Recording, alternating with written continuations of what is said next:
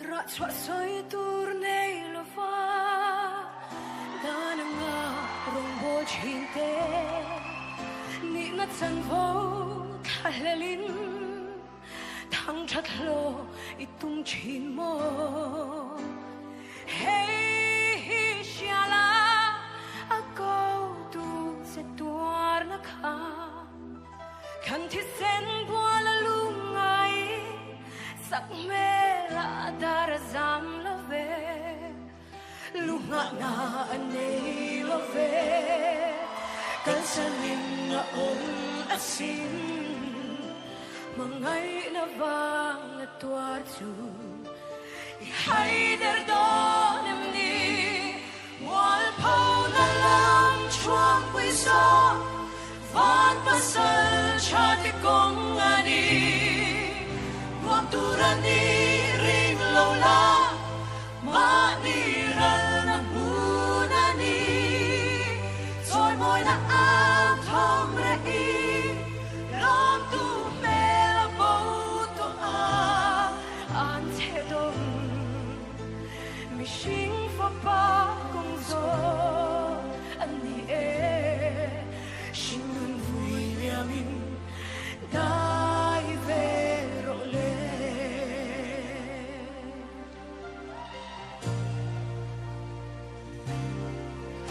Ante dungo Calvary Thi na cross sa mual pova Karao shuai na nun zanga Ken be a om to te chu Ko vela ka Di shan in na om to a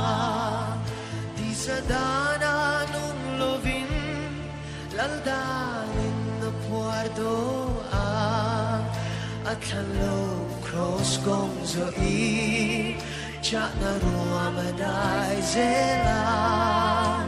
Karabalo man mui Nung nalalo ko man lang Kula long chua pui so Van pasal cha te kong ani Nuam turani ring lâu la Ma ni ral na munani Rồi môi na ao thom ra i Lom tu be la bầu to a An te dong Mi shing fa pa kong zo An ni e Shing nun vui liamin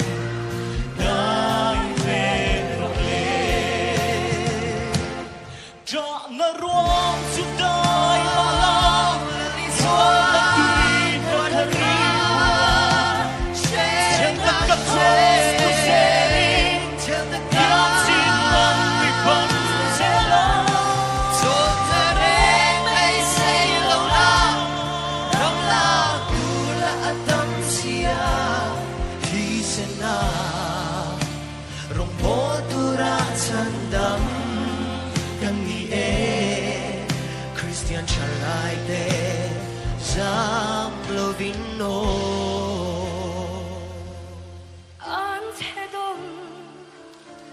Mi shing fa pa kong zo An ni e Shing